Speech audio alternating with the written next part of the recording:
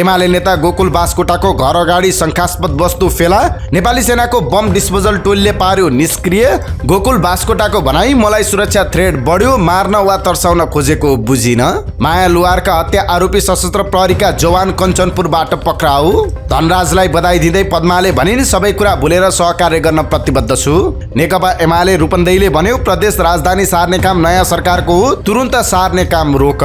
यस निर्वाचनले दिएको प्रष्ट संकेत, तीन नेताको दुर्भाग्यपूर्ण त्रिकोणको पासोबाट उन्मुक्ति खोज्दै देश। बर्मामा 7 विद्यार्थीलाई मृत्युदण्डको सजाय सुनाइयो। र महान खेलाडी पेलेले भने म अझै तगडा छु, विश्वकपमा ब्राजिलको खेल हेर्दैछु। यी र यस्तै समाचार सहित देश विदेशका 25 महत्त्वपूर्ण खबर अपडेट लिएर आएका छौँ। हाम्रो भिडियो सामग्री अन्तिमसम्म हेर्नुहोला। नमस्कार, इन्साइड नेपाल न्युज टिभीमा यहाँहरू सम्पूर्णलाई हार्दिक स्वागत छ। सदाका दिन जस्तै आज पनि हामी देश विदेशका ताजा अनि महत्त्वपूर्ण खबर अपडेट सहित तपाईमाझ उपस्थित भएका छौँ।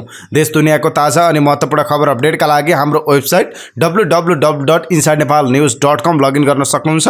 तपाईले हाम्रो न्युज बुलेटिन कहाँबाट हेर्दै हुनुहुन्छ कृपया आफ्नो गाउँठाउँको नाम तलको कमेन्ट बक्समा लेखिदिनु होला। प्रस्तुत गरेको सामग्री मन परेको छ भने कृपया हाम्रो भिडियो सामग्रीमा एउटा लाइक। आजको न्युज अपडेट सुरुवात गरौँ एमाले नेता गोकुल बास्कोटाको घरमा शंकास्पद वस्तु फेला परेको सम्बन्धी प्रसङ्गबाट। नेकपा एमालेका नेता एवं काभ्रे 2बाट नवनिर्वाचित सांसद गोकुल बास्कोटाको भक्तपुर स्थित घर अगाडि भेटिएको शंकास्पद वस्तु नेपाली सेनाले डिस्पोज गरेको छ। प्रेसर कुकरमा शंकास्पद देखिने गरी राखिएको वस्तु सेनाको बम डिस्पोजल टोलीले निष्क्रिय पारेको जिल्ला प्रहरी परिसर भक्तपुरका एसपी प्रजित केसीले जानकारी दिनुभयो। कुकरमा विस्फोटक पदार्थ चाहिँ नभएको नेपाली सेनाका सहायक रथी नारायण सिलवालले जानकारी दिनुभयो। सिलवालका अनुसार शंकास्पद वस्तुसँगै नेपालको राष्ट्रिय झण्डा र केही पर्चाहरू पनि भेटिएका छन्। प्रहरीका अनुसार एउटा पर्चामा मोर्चाको नाममा उपत्यकामा ठूला नेताहरूलाई बाहिर भगाउँ उल्लेख गरिएको छ। तर्साउन मात्र खोजिए जस्तो देखिन्छ, कसले राखेको हो भन्ने विषयमा अनुसन्धान गरिरहेका छौँ, केसीले भन्नुभयो। यही घर निर्माणाधीन रहेका बेला 2076 फागुनमा पनि विस्फोट भएको थियो। त्यतिबेला नेत्रविक्रम चन्द नेतृत्वको विप्लव समूहले घटनाको जिम्मेवारी लिएको थियो। शंकास्पद वस्तु फेला पर्दा एमाले पोलिट ब्युरो सदस्य समेत रहनुभएका बास्कोटा भने घरमा रहनु भएको थिएन। काभ्रेमा आयोजित धन्यवाद सभामा व्यस्त बास्कोटा गृहनगरमा आयोजित कार्यक्रममा हुनुहुन्थ्यो। गत फागुन 28 गते बिहान पनि उहाँको घरमा बम विस्फोट भएको थियो। यसरी पटक पटक भएको बम विस्फोटले आफूलाई सुरक्षा थ्रेड बढेको बास्कोटा बताउनुहुन्छ। तपाईको घरमा शंकास्पद वस्तु फेला परेर सेनाको टोली समेत पुगेको छ, खासमा भएको के हो भन्ने प्रश्नमा उहाँले भन्नुभयो मलाई केही थाहा थिएन, म हिजोदेखि गाउँमै थिएँ। मेरो श्रीमतीहरू यता गाउँमा आउन निस्किन लाग्दा छिमेकीले खबर गरेपछि थाहा पाएँ। मिसेस र छोराछोरी घरमा थिए। मैले मिसेसलाई पनि गाउँमै आउन भनेको थिएँ, त्यसका लागि बिहानै छिमेकी मार्फत थाहा भएको रहेछ। प्रेसर कुकरमा वायरिङ फिट गरेर राखिएको थियो। उनीहरूलाई पनि छिमेकीले नभनेको भए थाहा नपाउन सकिन्थ्यो। पटक पटक तपाईकै घरमा यस्ता वस्तु फेला पर्नुले त सुरक्षा थ्रेड बढायो नि भन्ने प्रश्नमा उहाँले भन्नुभयो टार्गेट नै बनाएको जस्तो देखियो, कसले के उद्देश्यले बनाएको भन्ने बुझ्न सकिएन। मलाई द्वन्द्वकालमा पनि एकपटक यस्तो भएको थियो, अलि पहिला पनि भयो, अहिले पनि भयो। मार्ने वा सिद्धाउने भन्ने उद्देश्य नभएको भए किन यस्ता वस्तुहरू राखिन्थ्यो होला? वायरिङ फिट गरेको कुकर जस्तो चीज फेला परेको छ भन्ने आएको छ। कानुनी उपचारका लागि के गर्नुहुन्छ भन्ने प्रश्नमा उहाँले भन्नुभयो मैले त के गर्ने खै, एउटा राज्यको नवनिर्वाचित मान्छे हुँ, थर्ड पपुलर भोट लिएर जितेको छु, पटक पटक हमला भइरहेको छ, यो त सरकारले ध्यान नदिएको जस्तो देखियो। अरू भन्दा पनि मलाई सुरक्षा थ्रेड बढ्यो। यो तर्साउन वा मार्न खोजिएको कस्तो हो भन्ने के जान्नु, एउटै मान्छेमाथि पटक पटक यस्तो हुनु, मैले कसको के गरेको छु र उहाँले प्रश्न गर्नुभयो।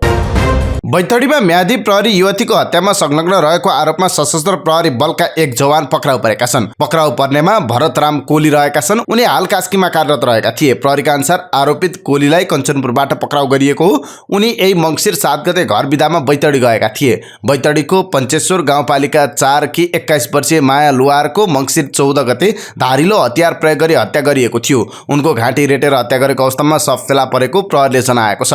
उनीसँगै रहेकी 15 वर्षीय बालिका नेहा लुवार घाइते छिन्। उनको अहिले डडेलधुरा अस्पतालमा उपचार भइरहेको छ। प्रहरीले घटनाको अनुसन्धान गर्ने क्रममा घाइते नेहाको बयान लिएको थियो। उनकै बयानका आधारमा सशस्त्र प्रहरी जवानलाई पक्राउ गरिएको छ। माया र नेहा गएको मंगलबार बिहान करिब 10 बजे घरबाट पञ्चेश्वर गाउँपालिका 3 कुलाउमा लुगा सिलाउन भनी गएका थिए। तर सशस्त्र प्रहरी जवानसँग भेटघाट गर्न उनीहरू शिवनाथ मन्दिर पुगेका थिए। त्यहाँ भेट्न कोलीले नै बोलाएको प्रहरीको अनुसन्धानका क्रममा खुलेको छ। लुगा सिलाउन भनेर हिँडेकी उनी घर नफर्केपछि आफन्तले प्रहरीलाई खबर गरेका थिए। खोजी गर्दै जाँदा बुधबार बुधबार बेलुकी माया मृत अवस्थामा फेला परेकी थिइन्। नेहा घाइते अवस्थामा भेटिएकी थिइन्। माया मङ्सिर 4 गते भएको निर्वाचनको सुरक्षाका लागि म्यादी प्रहरीमा भर्ना भएकी थिइन्। अनुसन्धानमा संलग्न प्रहरी अधिकारीका अनुसार कोली र माया छिमेकी हुन्। उनीहरू बीच प्रेम सम्बन्ध थियो। 2 दिन पहिले कोलीले मायाको मोबाइल खोसेर लगेका रहेछन्। मायासँग अर्को मोबाइल थियो। उनले भेट्न बोलाए। माया साथीसँग गइन्। एक प्रहरी अधिकारीले भने शिवनाथ पुगेपछि माया र कोली केही पर गयो भने उनकी साथी मन्दिरमै बसिन्। 1 घण्टापछि आएका कोलीसँग माया नदेखेपछि नेहाले सोधेपछि उनीमाथि समेत छुरा प्रहार भएको रहेछ। प्रेम सम्बन्धमा आएको अविश्वास र तिक्तताले घटना हत्यासम्म पुगेको हुन सक्ने प्रहरीको भनाइ छ। नेकपा एमालेका अध्यक्ष केपी शर्मा ओलीले प्रधानमन्त्री तथा कांग्रेस सभापति शेरबहादुर देउवालाई आगामी सत्ता सहकार्यका लागि तयार रहेको सन्देश पठाउनु भएको छ। कांग्रेसका शीर्ष नेता प्रकाशमान सिंह मार्फत ओलीले सत्ता सहकार्यको सन्देश पठाएको बालुवाटार उच्च स्रोतको भनाइ उद्धृत गर्दै रातोपाटी.com ले खबर लेखेको छ। गत आइतबार कांग्रेस नेता सिंह ओलीलाई भेट्न उहाँको निवास बालकोट पुग्नु भएको थियो। सिंहको सचिवालयका अनुसार पहिला प्रधानमन्त्री देउवालाई भेटेर नेता सिंह ओली भेट्न बालकोट पुग्नु भएको हो। प्रतिनिधि सभा सदस्यमा काठमाडौँ 1 बाट निर्वाचित सिंह र झापा 5 बाट निर्वाचित ओली बीच बधाई साटासाट सँगै आगामी सत्ता सहकार्यबारे कुराकानी भएको पाइएको छ। ओलीसँग भएको कुराकानीबारे सिंह बुधबार साँझ बालुवाटार गएर प्रधानमन्त्री देउवालाई ब्रिफिङ गर्नुभएको थियो। सत्ता गठबन्धनमा बहुमत पुग नपुग अवस्थामा छ। पुतली जस्तो सरकार बनाउनुभन्दा नेपाली कांग्रेस र नेकपा एमाले मिलेर जान सकिन्छ। हामी यसका लागि तयार छौं। तपाईको सभापतिलाई भन्नुहोस्, ओलीको सन्देश थियो। सिंहले ओलीको उक्त सन्देश देउवालाई सुनाइसक्नु भएको छ। वर्तमान गठबन्धनलाई पहिलो प्राथमिकतामा राख्नुभएका देउवाले ओलीको सन्देशलाई पनि नोटिसमा राखेको बालुवाटार स्रोतको दाबी छ। देउवा र सिंहसँग निकट रहेका कांग्रेसका एक नेताले भने सभापतिजीको पहिलो प्राथमिकता वर्तमान गठबन्धन नै हो, तर ओलीजीको सन्देशलाई पनि सकारात्मक रूपमा लिनु भएको छ। सत्ता गठबन्धनमा सम्बद्ध कांग्रेस, माओवादी, एकीकृत समाजवादी, जनमोर्चा र लोसपाको 134 सिट पक्का जस्तै छ। कांग्रेस प्रवक्ता प्रकाश शरण महतका अनुसार जनमत पार्टीलाई साथमा लिएर 140 सिट सहित नयाँ सरकार बनाउने देउवाको गृह कार्य रहेको छ। जनमत पार्टीका अध्यक्ष सीके राउतले कांग्रेस नेतृत्वको सरकारमा सहभागी हुन आफू सकारात्मक रहेको बताइसक्नु भएको छ। वर्तमान गठबन्धनलाई अगाडि बढाउने विषयमा गडबड भए मात्र एमालेसँग मिलेर सरकार बनाउन कांग्रेसले कसरत गर्ने बुझिएको छ। स्याङ्जा क्षेत्र नम्बर 2 बाट प्रतिनिधि सभा सदस्यमा निर्वाचित नेपाली कांग्रेसका उपसभापति धनराज गुरुङलाई नेकपा एमाले नेत्री पद्मा अर्यालले बधाई दिनुभएको छ। यद्यपि कब्जा गरिएको मतबाट गुरुङ निर्वाचित भएको भन्दै अर्यालले उक्त मतलाई अस्वीकार गर्ने बताउनु भएको छ। उहाँले सबै कुरा भुलेर स्याङ्जाको विकासमा सहकार्य गर्न आफू प्रतिबद्ध रहेको पनि उल्लेख गर्नुभएको छ। आइतबार बिहान सामाजिक सञ्जालमा अर्यालले लेख्नु भएको छ, हामीले भनेको एउटै कुरा थियो, जनताको मतबाट हामी पराजित हुन तयार छौं। त्यसलाई हामी सहज रूपमा स्वीकार गर्दछौं, तर कब्जा गरी खसालिएको मतलाई हामी स्वीकार गर्दैनौं, किनकि लोकतन्त्र र कब्जा आपसमा मेल नखाने विषय हुन्। हाम्रो जायज माग तपाईले सुन्नु भएन र राज्यबाट समेत सुनवाई भएन। उहाँले सामाजिक सञ्जालमा धनराजलाई शालीन र लोकतन्त्रमाथि विश्वास गर्ने नेताको रूपमा बुझे पनि निर्वाचनको दिनदेखि आफ्नो बुझाइ झुटो प्रमाणित भएको उल्लेख गर्नुभएको छ। मैले तपाईलाई शालीन एवं लोकतन्त्रमाथि विश्वास गर्ने एउटा नेताको रूपमा बुझेकी थिएँ। निर्वाचनका दिन छापाखोटको केही बुथमा भएको निर्मम दृश्यले तपाईप्रतिको मेरो बुझाइ झुटो प्रमाणित गरिदियो। स्वस्थ प्रतिस्पर्धामाथि विश्वास गर्न सक्नु भएन। उहाँले अब सबै कुरा भुलेर जनताको सेवा गर्न र स्याङ्जाको विकास निर्माणमा सहकार्य गरी अगाडि बढ्न आफू प्रतिबद्ध रहेको बताउनु भएको छ। नेपाली कांग्रेसका सहमहामन्त्री बद्री पाण्डे बाजुराबाट प्रतिनिधि सभा सदस्यमा निर्वाचित हुनुभएको छ। 31,773 मतसहित निर्वाचित भएको मुख्य निर्वाचन अधिकृतको कार्यालयले जनाएको छ। उहाँका निकटतम प्रतिस्पर्धी नेकपा एमालेका उम्मेद्वार कर्णबहादुर थापाले 26,349 मत प्राप्त गर्नुभएको थियो। राप्रपाका उम्मेद्वार जङ्गबहादुर गिरीले 207 र स्वतन्त्र उम्मेद्वार टेकबहादुर बडुवालले 144 मत प्राप्त गर्नुभएको थियो। प्रदेश सभा क्षेत्र नम्बर 1 बाट एकीकृत समाजवादीका नरेश बहादुर साई र प्रदेश नम्बर 2 बाट नेपाली कांग्रेसका पद्मबहादुर साई निर्वाचित हुनुभएको छ। नेकपा एमाले रूपन्देहीले लुम्बिनी प्रदेशको अस्थायी मुकाम बुटवलबाट हतारमा मन्त्रालयहरू सार्ने प्रदेश सरकारको निर्णय र सक्रियता तत्काल रोक्न माग गरेको छ। एमाले रूपन्देही अध्यक्ष तेजेन्द्र केसीले एक विज्ञप्ति जारी गर्दै काम चलाउ सरकारले सस्तो लोकप्रियता आर्जन गर्नका लागि मन्त्रालयहरू सार्ने हतारो गरेको भन्दै यसलाई तुरुन्त रोकी आगामी नयाँ सरकार र संसदको अधिकार क्षेत्र समेत हस्तक्षेप नगर्न माग गरेको छ। स्थायी राजधानी तोकिएको स्थानमा कुनै किसिमको भौतिक पूर्वाधार नभएकाले जबरजस्ती लैजान खोज्नु गलत कदम भएको एमालेको विज्ञप्तिमा उल्लेख छ। चुनाव सम्पन्न भइसकेको छ। चुनावले समाजको गतिशीलतालाई कुनै न कुनै ढङ्गले संकेत गर्छ। राजनीतिक परिवर्तनको लय, मात्रा र गतिलाई कुनै न कुनै रूपमा अभिव्यक्त गर्दछ। जनसन्तुष्टि र असन्तुष्टि, आम निराशा वा खुसीलाई कुनै न कुनै रूपमा प्रकट गर्दछ। यसपटकको चुनावले पनि त्यो काम धेर थोर गरेको छ। यसपटकको चुनावका धेरै खाले संकेत र सन्देश छन्, केही ठुला, केही साना, केही महत्त्वपूर्ण, केही झिनामसिना। तर सबैभन्दा ठुलो संकेत वा सन्देश भने देउवा ओली दाल त्रिकोणको पासोबाट जनउन्मुक्तिको चाहना र सङ्घर्ष हो। नेतृत्वको विद्यमान पुस्ता प्रविधि र संस्कृति विरुद्ध एक प्रकारको ब्यालेट विद्रोह यो चुनावको सबैभन्दा सबल पक्ष रहेको छ। कांग्रेस सभापति शेरबहादुर देउवा, एमाले अध्यक्ष केपी शर्मा ओली र माओवादी अध्यक्ष दाहाल कुनै समय यो देशका क्रान्तिकारी नेता थिए, संघर्षका योद्धा तथा परिवर्तनका सम्भाग थिए। उनीहरूको यही सङ्घर्ष र योगदानले उनीहरूलाई अहिलेको जस्तो शक्ति संरचनाको पिरामिडमा सबैभन्दा माथि ल्यायो। तर कुनै समयका क्रान्तिकारी नेताहरू सधैँका लागि र जीवनभरि क्रान्तिकारी नै रहन्छन् भन्ने छैन। एक समयका क्रान्तिकारीहरू अर्को समयका भ्रान्तिकारी भ्रष्टाचारी बन्न सक्दछन्। एक समयका लोकतन्त्रवादीहरू अर्को समयका तानाशाह बन्न सक्छन्। एक समयका त्यागका प्रतीकहरू अर्को समय स्वार्थका पोको बन्न सक्छन्। एक समयका प्रतीकका सम्भाग अर्को समयमा गतिरोध र जडताका कारक तत्त्व बन्न सक्छन्। विश्व राजनीतिको इतिहासमा पनि यस्ता थुप्रै उदाहरणहरू छन्। विगत एक दशक भन्दा बढी समयदेखि यी तीन नेताहरूले शक्ति संरचनाको एक त्रिकोण बनाएका थिए र त्यो त्रिकोण पनि दुर्भाग्यपूर्ण थियो। यी एकअर्का विरुद्ध स्वार्थ र सत्ताको लडाईँमा संलग्न थिए, तर जनतालाई एकअर्काको पछि लगाएर बेकुफ बनाइरहेका थिए। यिनीहरू बीचको लडाईँ उनीहरूको सत्ता र शक्ति सङ्घर्षको निर्मम खेल थियो, देश र जनताका लागि तातो नछारोको तमासा। उनीहरू वर्चस्व र प्रतिवर्चस्वको लडाईँमा थिए, विवर्चस्वको होइन। उनीहरू तँभन्दा म राम्रो भन्दै थिए, देश राम्रो बनाउने समाधान उनीहरूसँग थिएन।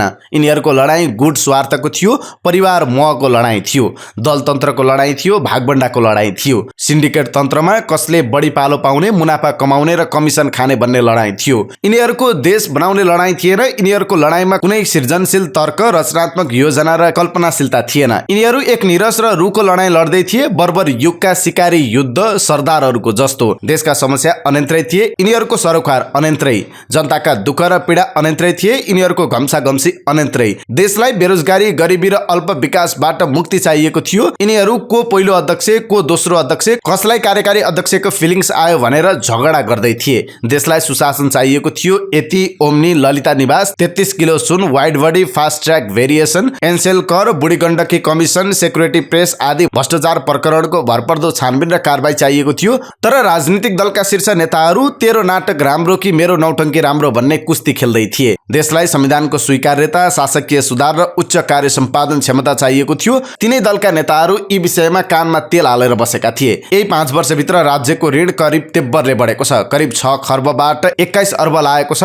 ऋणको सामा ब्याज मात्र वार्षिक बजेटको 13% पुग्यो। ऋणको सामा ब्याजको भुक्तानी र चालु खर्चमै राज्यको सबै आय सकिने, पुँजीगत लगानी र विकासका लागि 2 पैसा नउब्रिने स्थिति सिर्जना भयो। यो अवस्थाबाट कसरी मुक्त पाउने, चालु खर्च कसरी घटाउने, पुँजी खर्च कसरी जुटाउने, यिनीहरूले कहिल्यै यो विषयमा कुनै रचनात्मक बहस गरेनन्। देशको उत्पादन बढाउने, आयात घटाउने, निर्यात बढाउने, व्यापार घाटा घटाउने कुनै बहस गरेनन्। सार्वजनिक शिक्षा र स्वास्थ्यको गुणस्तर कसरी सुधार गर्ने कहिल्यै कुनै योजना ल्याएनन्। देशका समस्या एकातिर थिए, यिनीहरू अर्कैतिर थिए। जनताका चाहना र अपेक्षा एकातिर, यिनीहरू अर्कातिर बत्तिएका थिए। देउवा गए ओली आउने, ओली गए दाहाल आउने। यो त्रिकोणभित्र कुनै जीवन थिएन, मृत्युबोध मात्रै थियो। केवल सपनाहरूको चियान मात्रै थियो। यिनीहरूबाट केही हुँदैन, माको मर्दैन भन्ने सबैलाई थाहा छ। फेरि घुमिफिरी यिनीहरू नै आएका छन्। वास्तवमा नेकपा एमाले भित्रको झगडा के थियो, साँचो बोल्ने साहस छ भने भन्न सक्नुपर्दछ। त्यसको मुख्य कारण आधा प्रधानमन्त्री खाने, आफ्नै पार्टी, कमरेड र कमिटीसँग समेत लुकाएर गरिएको सम्झौता थियो। एकछिनलाई कल्पना गर्नुस्, प्रचण्डले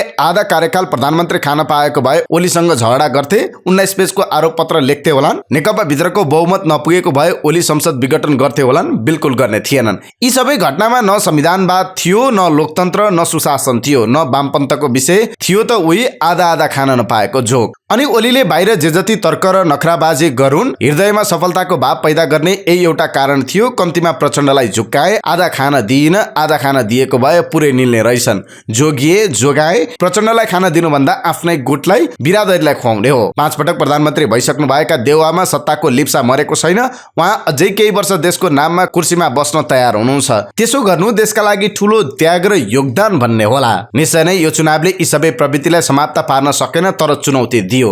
अब मतदाता पर्खेर बस्दैनन्, यो अन्तिम अवसर हो तिम्रा लागि भन्ने सन्देश दियो। जनताले आवश्यक ठाने भने थोत्रा पुराना पर्खे बस्दैनन्, नयाँ दल र नेताको उदय गराइदिन सक्छन् भन्ने देखायो। नेपालको चुनावी इतिहासमा पहिलो पटक मतदाताले आफ्नो वास्तविक सार्वभौम शक्ति देखाए।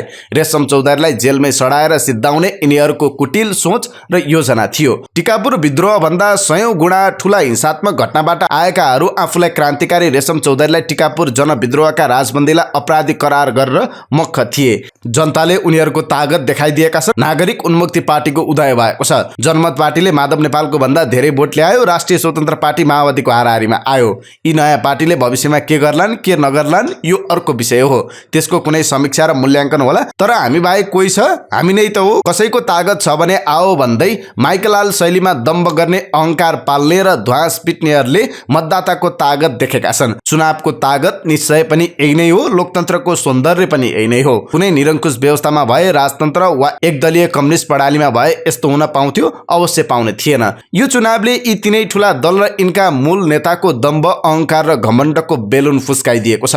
यिनीहरूको गुट स्वार्थ, पाप र पाखण्डको घडा फुटाइदिएको छ। यो दुर्भाग्यपूर्ण त्रिकोणबाट जनउन्मुक्तिको चाहना र सङ्घर्ष अझ सघन र तीव्र हुँदैछ भन्ने प्रष्ट सङ्केत दिएको छ।